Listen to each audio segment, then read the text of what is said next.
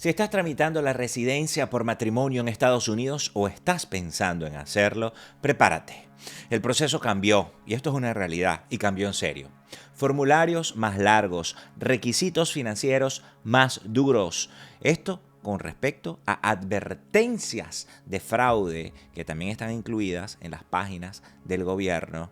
Y ahora, el regreso de las entrevistas casi obligatorias. En este episodio te explico paso a paso cómo el sistema se ha vuelto más exigente, cómo esas trabas están afectando incluso a quienes lo hacen todo bien, de manera legal, de manera real. Quédate, porque este episodio seguro te interesa a ti, algún familiar o algún amigo en los Estados Unidos. Ricardo lo dice migrando. Hola, ¿qué tal amigos? Yo soy Ricardo Sánchez Silva. Ricardo lo dice en las redes sociales, periodista venezolano, radicado en Washington, D.C., la capital de Estados Unidos, en este episodio número 47 de la tercera temporada de Ricardo lo dice, migrando, tu podcast de migración confiable en Estados Unidos. Vamos a tocar un tema que a muchos le interesa, o al menos conoces a alguien que le pueda interesar, y es cómo el proceso de Green Card o tarjeta verde de residencia por matrimonio se ha endurecido como nunca. Formularios más complejos, entrevistas más exigentes y pues advertencias oficiales sobre fraude están cambiando por completo esta vía legal de ajuste de estatus. Desde abril, el Servicio de Ciudadanía e Inmigración de Estados Unidos, el USCIS, activó nuevas reglas, nuevas versiones de formularios y un nivel de fiscalización que muchos expertos comparan con el regreso de las políticas migratorias más estrictas de la era Trump. Hoy te voy a explicar cómo está ocurriendo todo esto y pues también lo que está pasando y por qué incluso los matrimonios reales están en la mira y qué riesgo debes tener en cuenta si estás en medio de este trámite.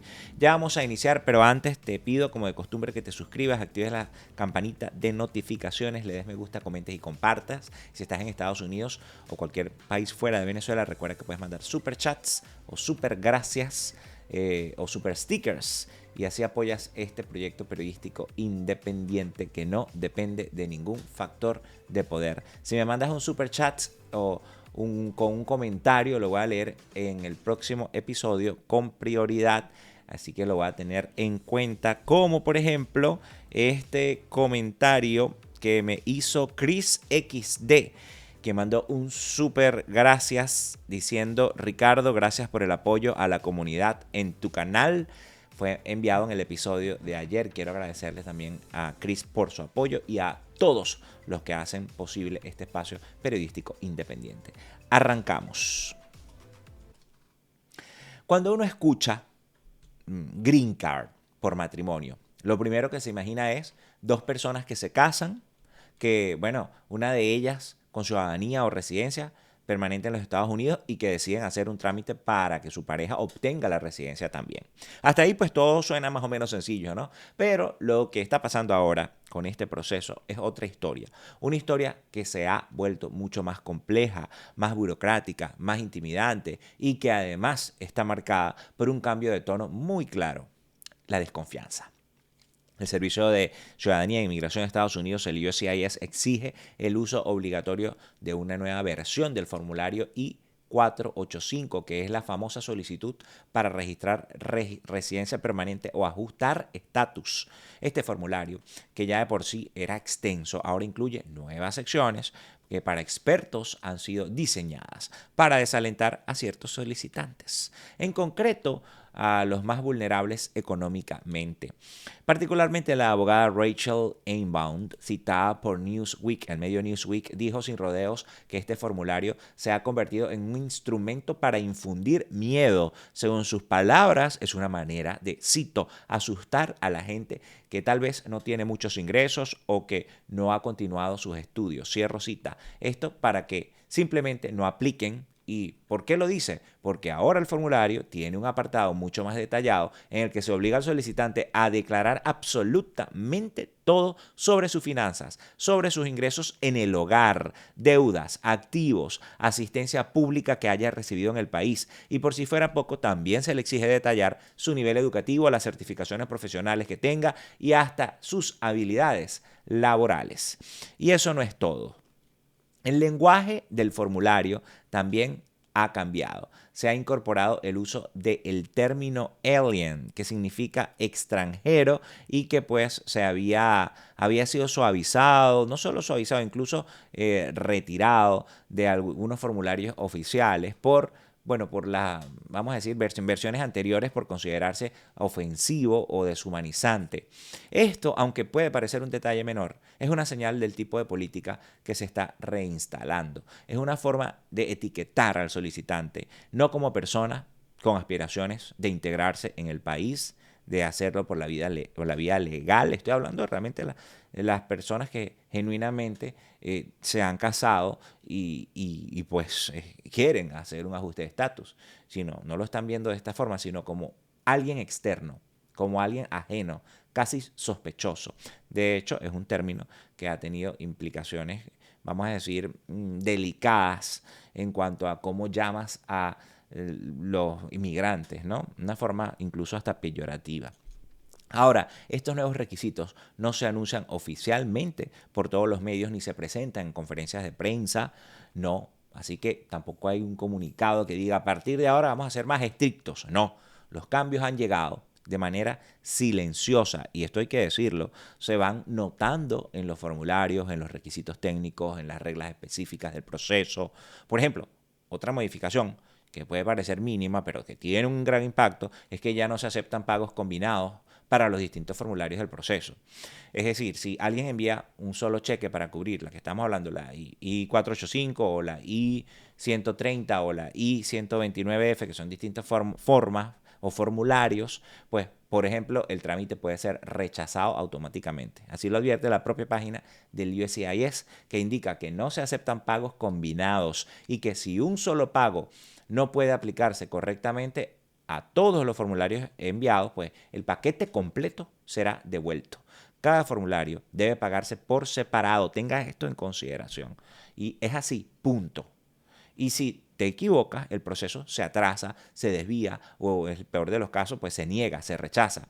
El formulario I-485, que está vigente en su nueva versión desde el 3 de abril de 2025, es la solicitud para registrar residencia permanente o ajustar estatus. El I-130, estos son los formularios para que ustedes entiendan de qué van los que estábamos hablando hace unos segundos. El I-130 es la petición para familiar extranjero que inicia el proceso para que un ciudadano o residente permanente solicite a su cónyuge. Y el I-129F es la petición para prometido o prometida extranjero o extranjera que aplica cuando la pareja aún no se ha casado, pero planea hacerlo en Estados Unidos. Cada uno tiene su propia función y su propia tarifa y el USCIS lo deja claro. Combinarlos en un solo pago puede hacer que todo el trámite se caiga.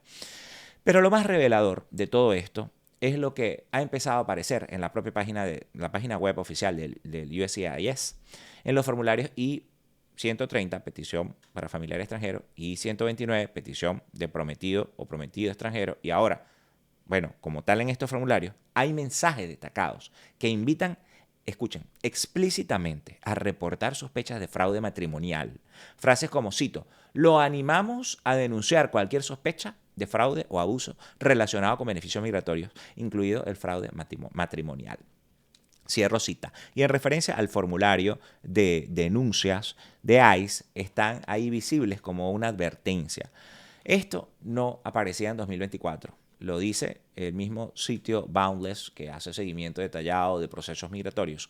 Para ellos, este cambio no es solo técnico, es un cambio de tono. Textualmente lo cito, un regreso a un enfoque de fiscalización dura que ya se había vivido durante la primera administración de Trump, pero que ahora vuelve con más fuerza en este Trump 2.0. Y ese es el contexto en que debemos entender todo lo que está ocurriendo. El endurecimiento del proceso forma parte de una tendencia política más amplia, donde el sistema migratorio está siendo reformulado para poner mayores obstáculos, incluso dentro de las vías legales. Es decir, no solo se trata de dificultar la entrada al país por la frontera, sino también para los que quieran pedir asilo, por ejemplo, y tengan casos legítimos de asilo, sino también ponerle más trabas a quienes están siguiendo los pasos correctos dentro del sistema. Y aquí hay otro detalle que no podemos pasar por alto: los tiempos de procesamiento. Es que según la organización Boundless, en los últimos meses el promedio de espera para los formularios I-130 y el I-485 ha aumentado, sobre todo para quienes aplican basándose en el matrimonio. Es decir, se ha creado allí un retraso. Esto no es una casualidad, ya ha pasado antes. Durante el mandato anterior de Donald Trump, los tiempos se dispararon, las entrevistas se volvieron obligatorias en casi todo, bueno, casi que todos los casos. Esto lo que genera un retraso gigante, un cuello de botella, porque no hay la capacidad para que los oficiales atiendan a todos los que se están casando. El sistema entero se ralentizó y ahora estamos viendo señales de que este patrón se está repitiendo y pues como dicen, Trump 2.0 ahora se está repitiendo, pero ahora todo reforzado, ahora multiplicado. En resumen, si hoy hay una persona ciudadana estadounidense que quiere pedir la green card para su pareja, tiene que estar preparado para enfrentarse a un proceso mucho más riguroso de lo que fue hace apenas un par de años. El formulario ya no es solo un trámite administrativo, es un examen de tu vida financiera, académica y conyugal. Y si algo no cuadra, si un detalle falta, si te equivocas con un pago, si no tienes pruebas suficientes que tu matrimonio es real, la consecuencia puede ser el rechazo del caso y pues asumirle las consecuencias que esto acarrea. Eso nos lleva a otra dimensión del problema: el riesgo de criminalización. Porque este nuevo clima, como tal, como vivir en este vamos a decir, en este ambiente de miedo, de terror, lo que está ocurriendo, por ejemplo, con otros migrantes. Entonces, en este nuevo clima, cualquier error se ve como sospecha. Cualquier inconsistencia como una señal de fraude. Y cuando el propio sitio web del gobierno te sugiere que denuncies a un posible matrimonio por papeles, el mensaje, bueno, es claro: te estamos vigilando, aunque no lo digan abiertamente. Entonces, ¿qué deben hacer las personas que están en medio de este proceso? Primero, estar informadas. Recuerden que la información es poder. Se los digo yo a diario en este espacio y por mis distintas redes sociales. Segundo, preparar con cuidado toda la documentación posible: fotos, cuentas compartidas, contratos de alquiler, cartas, evidencias de la relación y más. Y tercero, evitar a toda costa errores técnicos, usar la versión correcta del formulario, hacer los pagos por separado y no dejar secciones sin completar, porque ahora incluso un detalle mínimo puede ser usado como un argumento para negar el ajuste de estatus. Así que así estamos viendo el panorama para los matrimonios por los papeles o que se hayan casado, quieran ajustar el estatus por un matrimonio con un ciudadano estadounidense o residente en Estados Unidos. Un proceso que se ha endurecido sin necesidad de una nueva ley, sin escándalos ni titulares, pero con una lógica muy clara: hacer que cada vez más sea difícil convertirse en residente, incluso si tu caso es legítimo. Todo este endurecimiento, que es silencioso, por cierto, de formularios más complejos, advertencias de fraude en la web del USCIS, rechazos por errores mínimos, todo esto nos deja una idea clara, y es que el sistema ya no está diseñado para ayudarte a quedarte de forma legal, sino para ponerte a prueba. Y esa prueba no termina con el papeleo, porque si creías que con llenar bien el formulario y pagar todo por separado era suficiente, pues no, espera pendiente a lo que viene, porque la entrevista matrimonial ha regresado, y no es que se había ido, pero ya habíamos dicho, a veces la exoneraban. Y no es como la recuerdas antes, no es una charla rutinaria para confirmar datos, es un examen, una evaluación casi inquisitiva de tu vida personal y de pareja. Después de esta pausa, te cuento cómo ha cambiado esta etapa del proceso y por qué ahora es más difícil pasar la entrevista y cómo se ha convertido en una pieza clave dentro del nuevo enfoque político, sobre todo en el tema de inmigración legal. Bien, antes de continuar, quiero hacer una pausa. Y esta pausa que quiero hacer es para darte un tiempo para tomar acción. Pero quiero que lo hagas de forma consistente y con un compromiso llevado a una acción inmediata. Justo ahora, que se traduzca en una acción, un accionar. Quiero hablarte de algo que toca profundamente la esencia de mi labor como periodista y la tuya como usuario, como consumidor de información.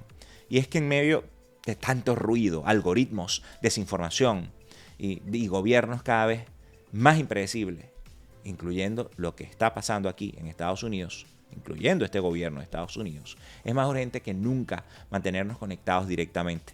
Por eso he tomado la decisión de lanzar un nuevo espacio en una plataforma que está ayudando a muchísimos periodistas y creadores de contenido informativo a reconectar con su comunidad de forma directa, ya no depender de si te recomiendo un algoritmo y no, y voy a tener contacto directo e inmediato. Se trata de Substack. Allí podré, que es una plataforma tipo blog, de boletines que te llegan al correo. Allí podré enviarte por un correo electrónico el resumen semanal, incluso diario, de los episodios de los podcasts con puntos claves. Si te interesa lo ves completo o lees a un adelanto y después lo ves, te va a llegar al correo. Ahí también te voy a colocar artículos exclusivos, alertas importantes, noticias de última hora, como por ejemplo lo que viene mañana, este jueves, con el tema del paro humanitario y mucha más información valiosa, sin depender de redes sociales, sin censura, sin filtros, sin depender de cualquier disposición de cualquier red o del gobierno. Son tiempos oscuros aquí en Estados Unidos y por supuesto en Venezuela ni se diga, pero el periodismo debe prevalecer para iluminar, porque en tiempos de oscuridad el periodismo independiente y libre es un acto de resistencia. Este boletín te llegará directamente a tu correo con lo más importante para que no te pierdas nada. Recién lo lancé oficialmente ayer. Y ustedes se preguntarán cómo me apoyan. Bueno, es muy fácil. Les voy a mostrar en pantalla. Vamos a ver si me lo muestra aquí. Voy a escribir directamente ricardolodice.com y me sale esto. Le va a salir, cuando ustedes escriben ricardolodice.com, les va a salir allí inmediatamente un mensaje con un campo para que usted coloque su correo electrónico. Eso es todo, se suscribe. Y después, cuando le llegue su correo, si quiere puede registrarse, hacerse miembro formal, pero lo primordial aquí es que usted se registre. Es muy fácil y puedes empezar a hacerlo de manera gratuita. Ya, puedes suscribirte gratis ahora mismo directamente. Es fácil, rápido. Y desde ricardolodice.com puedes hacerlo. Y si quieres apoyarme aún más a que pueda seguir con este proyecto periodístico de tener contenidos exclusivos, también puedes optar por la suscripción de paga, que es opcional, pero puedes considerarla. Es como invitarme un café al mes para que este periodismo independiente pueda seguir adelante. Por ahora, lo importante es que todos los que puedan, se suscriban para que les llegue este boletín. Mándaselo a tu mamá, a tu papá, a su abuela, a tu hermano, a todos los que viven en tu casa, amigos aquí en Estados Unidos. Y pues de cara, por cierto, a la audiencia del paro humanitario para venezolanos, cubanos, haitianos y nicaragüenses, que mañana, y se los voy a mandar la información, incluso creo que antes que salga el podcast por allí. Así que suscritos y pendientes. Aquí te dejo el link fijado en los comentarios del chat y también te lo voy a dejar aquí arriba, justamente aquí en la pantalla, para que tengas acceso y puedas suscribirte directamente, o también puedes entrar directamente en ricardolodice.com. Voy aquí a seguir haciendo periodismo independiente siempre que cuente con ustedes. Y la pregunta es, ¿cuento con tu apoyo? Bien, miren, ahí por cierto, vamos a ver si les muestro aquí rapidito. Una vez que usted se suscriba, que ya les dije, es fácil, es rápido, ya usted cuando coloque su correo aquí, va a entrar a la página y ahí puede ver los posts, notas y todas las informaciones. Por ejemplo, este post fue del episodio de ayer y hay un resumen usted se puede suscribir allí directamente, de los puntos claves del episodio de ayer, y pues incluso ahí puede reproducir directamente el episodio, verlo allí, y también puede entrar a YouTube desde allí, y bueno, mucha más información. Así que es fácil, es rápido, no les quita mucho tiempo y me apoyan a mí y ustedes se empoderan con información confirmada y confiable. Estos son tiempos complicados, oscuros, en los que muchas personas creen que lo que es mentira es verdad y lo que es verdad dicen que es falso. Bueno, los pros y los contras de las redes sociales, vamos a utilizarlas de la mejor manera. Bien, ahí se los dejo. Bien, vamos a continuar.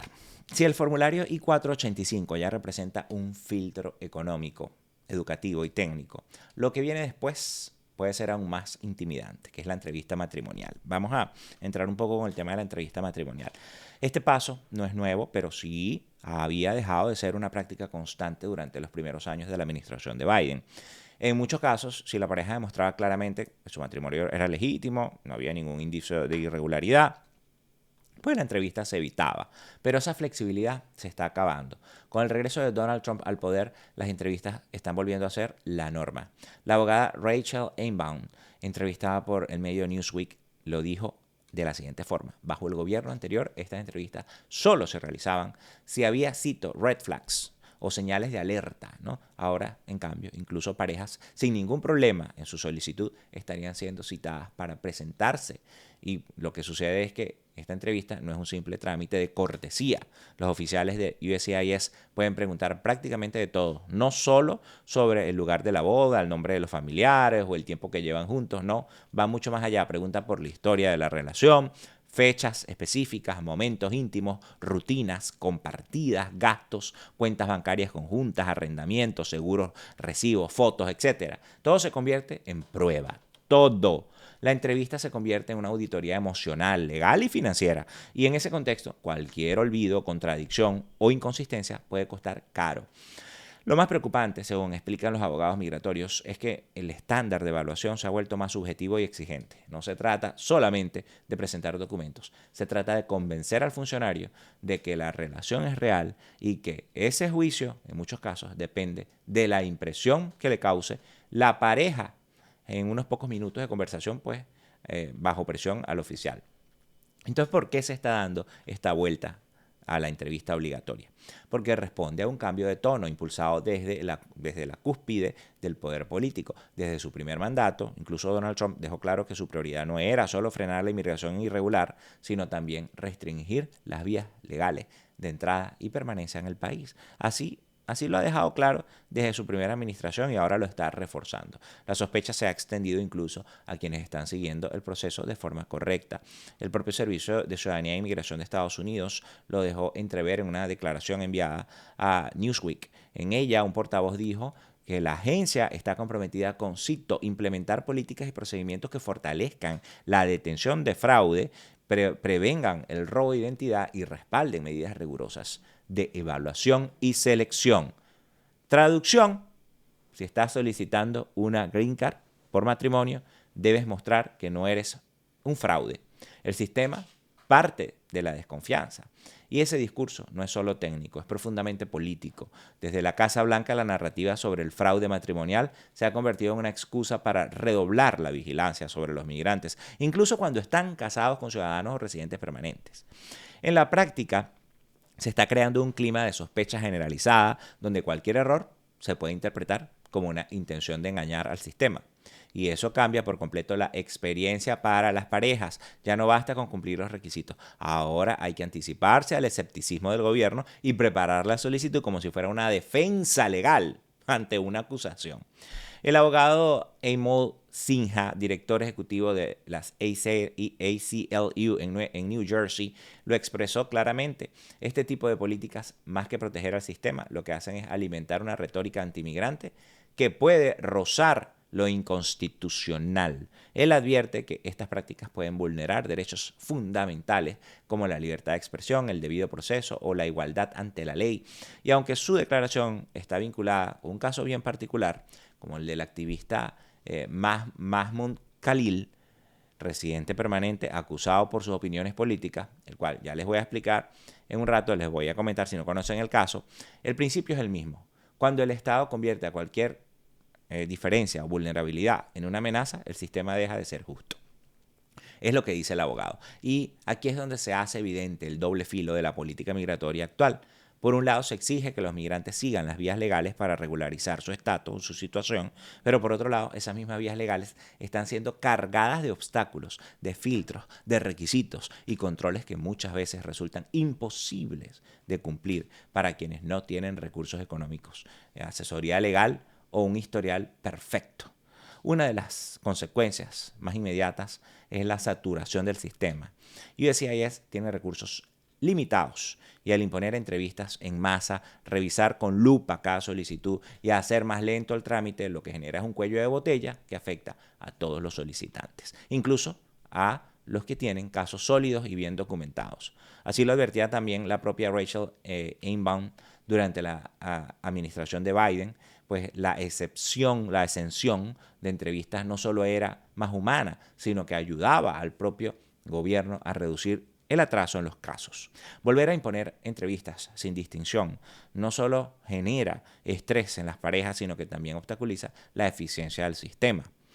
Y por supuesto, está el impacto emocional. Esto hay que también tomarlo en consideración. Muchas personas llegan a estas entrevistas con miedo, no porque hayan hecho algo malo, sino porque saben que el margen de error es mínimo y porque entienden que el proceso se ha transformado en una especie de prueba de fuego, donde está en juego su vida en pareja, su estabilidad y su futuro. ¿Cómo se mide la autenticidad de un matrimonio? ¿Qué pasa si una pareja no tiene fotos juntos porque los dos no usan redes sociales o hay personas que de repente no son tan activas en las redes sociales? ¿Qué pasa si no tienen cuentas bancarias compartidas? ¿Qué pasa si se equivocan en una fecha? Lo más contradictorio es que este endurecimiento no solo perjudica a migrantes recién llegados o que han aplicado recientemente, sino que afecta a ciudadanos estadounidenses que quieren que sus parejas vivan legalmente con ellos en el país. Personas que han crecido en este país, que pagan impuestos, que cumplen con sus responsabilidades y que ahora se encuentran en medio de un sistema que los trata como sospechosos solo por enamorarse de alguien nacido en otro país. Todo esto nos lleva a una conclusión importante. El regreso de las entrevistas es un síntoma de cómo está evolucionando el enfoque del gobierno hacia la inmigración legal y si bien no se ha publicado una orden ejecutiva específica que lo imponga, los hechos hablan por sí solos. Las entrevistas están regresando, la vigilancia se está intensificando, el discurso oficial habla de un fraude, de seguridad, de defensa nacional, pero en el fondo lo que está instalándose es un sistema donde la buena fe ya no sería suficiente. Para quienes están pasando por este proceso y para quienes lo están considerando, el mensaje es: ya no basta con estar enamorado, casarse legalmente, llenar unos papeles, ahora también hay que estar dispuesto a defender tu historia de amor frente a un aparato que parte de la desconfianza. Hasta aquí hemos visto cómo el proceso para obtener la Green Card por matrimonio se ha vuelto más exigente, más largo y más vigilado, pero lo que tal vez muchos no saben es que el control no termina cuando te entregan la tarjeta de residencia o la Green Card. Hoy, bueno, hay un caso particularmente documentado que no es la regla, pero está sentando un precedente y también levantando preocupación en expertos legales de deportación por razones que no tienen que ver con fraudes comprobados ni delitos graves, sino con lo que publicaron en internet o como, vamos a decir, como fue interpretada su actividad política de personas que hayan sido residentes.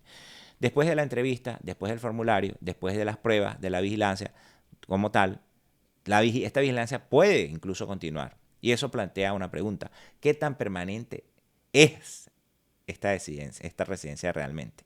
Quédense porque aquí en el cierre les explico por qué es lo que está pasando con este caso que les hablé. Y bueno, no solamente eso, porque es una señal de algo más profundo. Ya yo te voy a dar mis conclusiones. En este nuevo capítulo del sistema migratorio estadounidense, lo que está en juego no solo se trata de un cambio de formularios o que la entrevista sea más difícil.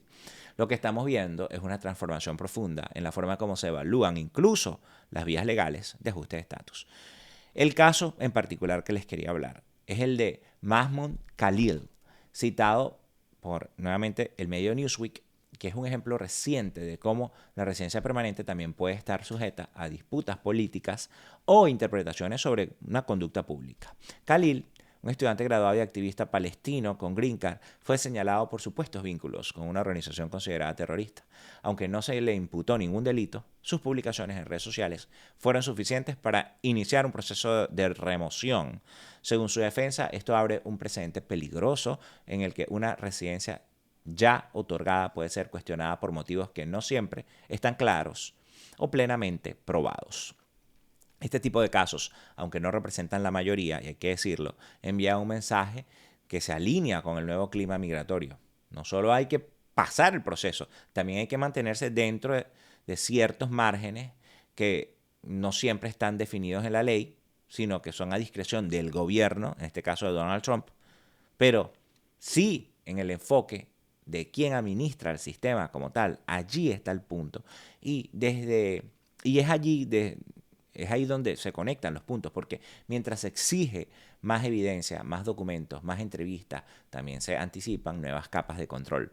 Este medio Newsweek reportó que dentro del entorno legal migratorio ya se habla de futuras solicitudes que podrían incluir incluso el historial de redes sociales de los aplicantes. No se trata solo de si estás casado legalmente o si pagaste todas las tasas o los fees, los impuestos, lo que te cobren. El criterio puede ampliarse a quién eres, qué piensas, qué compartes, cómo te comportas en línea. Peligrosa esa línea, ¿no? Desde la perspectiva institucional, USCIS ha justificado estas medidas con el argumento de que son necesarias para prevenir el fraude, proteger la seguridad nacional y fortalecer los filtros de evaluación. Pero en la práctica, lo que queda claro es que el listón está más alto, mucho más alto. No hay cambios oficiales en la ley de inmigración que prohíban estos ajustes. No hay una reforma aprobada por el Congreso que imponga nuevas condiciones, pero sí hay una reconfiguración del proceso a través de estas herramientas administrativas, formularios más largos, reglas técnicas más estrictas, advertencias en la web y una política de entrevistas que ha dejado de ser así, vamos a decir, con sentido común, vamos a decirlo. Por eso este episodio no solo es importante para quienes están aplicando a una green card por matrimonio, también lo es para quienes quieren entender cómo un proceso legal puede volverse más restrictivo sin necesidad de que cambie la ley y cómo el enfoque político de una administración puede alterar radicalmente la experiencia de los migrantes, aun cuando están haciendo todo correctamente. Hoy más que nunca la clave es estar informado y respaldado, así como preparados. Porque la historia de amor con USCIS, como hemos visto, no se escribe solo con papeles en regla.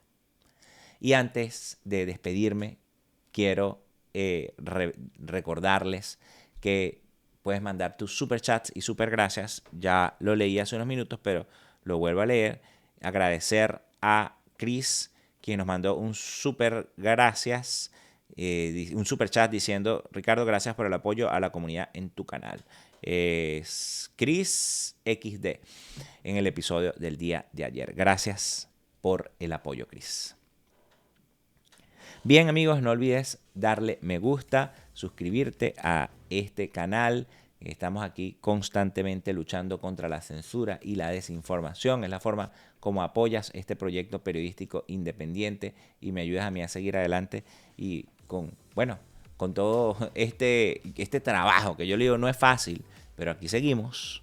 Con el apoyo de ustedes seguimos. Si estás fuera de Venezuela puedes mandar superchats como Chris o supergracias y pues yo los leeré en el próximo episodio. Y importantísimo, lo que les hablé hace unos minutos, vayan y suscríbanse a mi boletín de Substack para que les llegue los emails de todo lo que está ocurriendo con migración. Les voy a mandar los resúmenes de los episodios, con el episodio a su correo, y también los viernes un resumen de todo lo que fue noticia en la semana que tuvimos en los episodios, noticias a última hora, informaciones como lo del parol que viene. Es la forma más directa, noticias del TPS, asilo, etcétera. Es la forma más directa que vamos a tener de ahora en adelante de comunicarnos y que todo te llegue a tu bandeja de entrada de tu correo, además de los posts, videos y pues información que va a estar posteada, porque es como un formato de blog. Si ustedes entran a ricardolodice.com, además está el formato de blog, pero además de eso te va a llegar a tu correo. ¿Cómo te suscribes? Entra ya a ricardolodice.com o dale clic al link que te dejo aquí abajo en los comentarios fijados y aquí arriba, ricardolodice.com. También abajo en la descripción de este episodio te dejo una lista de recursos para migrantes que incluyen organizaciones que prestan asesorías y datos útiles en casos de redadas de ICE. Así que, bueno, espero que ya todos se hayan suscrito, le hayan dado me gusta y hayan compartido. Recuerda que Ricardo lo dice migrando, está saliendo de lunes a jueves, manteniéndote informado con los cambios migratorios más relevantes en Estados Unidos.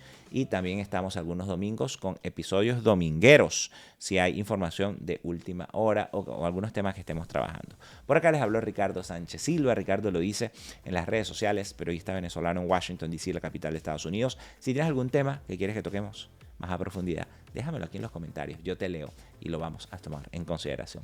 Nos vemos en el próximo episodio de Ricardo lo dice migrando, tu podcast de migración confiable en Estados Unidos. Se les quiere. Ricardo lo dice migrando.